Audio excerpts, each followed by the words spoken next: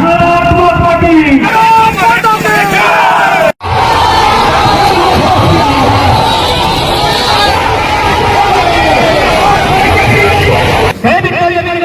नारायण महोदय का एक फुट जमीन नहीं गया है कि 600 करोड़ का अस्पताल बनाया है। सर्व हम लोग का 6 करोड़ जमीन गया है। हम लोग को क्या करना चाहिए? किसी ने अग्रवाल के साथ, किसी ने वेदांता के साथ, किसी ने टाटा के साथ, किसी ने बीएसएल के साथ पार्टनरशिप में बिजनेस किया। आपको बिजनेस करने के लिए भेजे थे या नियम बनाने के लिए भेजे थे?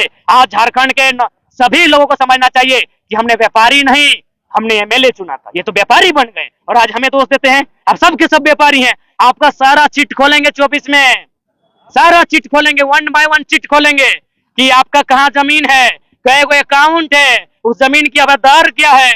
सारा चिट खोलेंगे 24 में कि हमने एमएलए चुना था, एमपी चुना था या बिजनेस चुना था, कंपनी के दलालों को चुना था। तो दर्द है।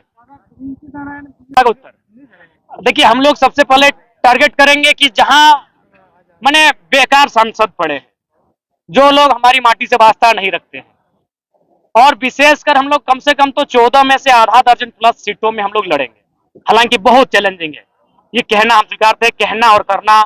एक नई पार्टी बन के एक नए नेता बना स्थापित करना बहुत चैलेंजिंग है, लेकिन मुझे लगता है हमारे पास मुद्दे अच्छे हैं, हमारे पास हमारी सबसे बड़ी ताकत है हमारी निडरता, हमारी जानकारी।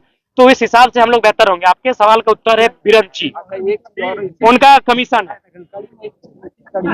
1952 से लोग जो अन्य राज्यों के वे लोग चुन के गए, तो उन्हें क्या वास्ता होगा हमारी जमीनें से, क्या हमें लाभ मिलता था, हमारी जमीनों को छीन जाने का दर्द किसे है।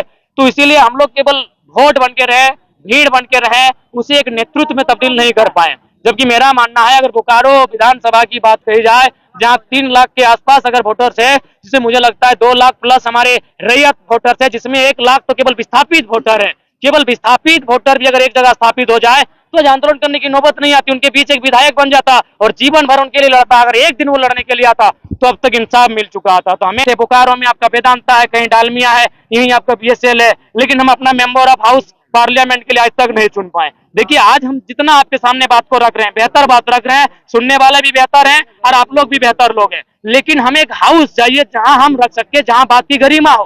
तो वहां हमारे लोग चुन के नहीं जा रहे हैं। इसीलिए अब हमारा 24 का ये भी लक्ष्य होगा। लोगों ने आरोप लगाया कि आप लोग आंदोलन कर रहे हैं, अब नेता बनने की क्या जरूरत है, एमपी एमएलए बनने की क्या जरूरत है। तो हम लोग बोले कि सड़क में आप कितना भी आंदोलन करें, सड़क में कितना भी रखें, जब तक हाउस में आपकी बातों को कोई नहीं रखे, उसकी गरिमा नहीं बढ़ती। इसलिए अब हम लोग हाउस में जाएंगे और जब जब वहां डिबेट होगा, जब जब हमें मौका मिलेगा अपनी बात को रखने का, हम लोग कभी बोकारो बीएसएल का बात रखेंगे, कभी एफसीआई सिंदरी का, तो कभी पेंचर डैम का बात रखेंगे, तो कभी डालमिया का, तो कभी आपका डीबीसी का बात रखेंगे। देखिए, मेरा मानना है भारत एक लोकतांत्रिक व्यवस्था है और जो भी नियम कायदे कानून बनते हैं उसमें विधायिका का रोल होता है। यानी हमारे जो जनप्रतिनिधि रहे हैं, कहीं ना कहीं वो उनकी उदासीन सोच रही है या फिर जो भी कारण कहें, क्योंकि आज ये सर्वविदित है कि जितने भी कंपनी फैक्ट्री स्थापित होते हैं उनमें स्थानीय विधायक रहे, स्थानीय जो दल है, उनके जो नेता रहे, उनको काफी मोटी रकम अदा की जाती है।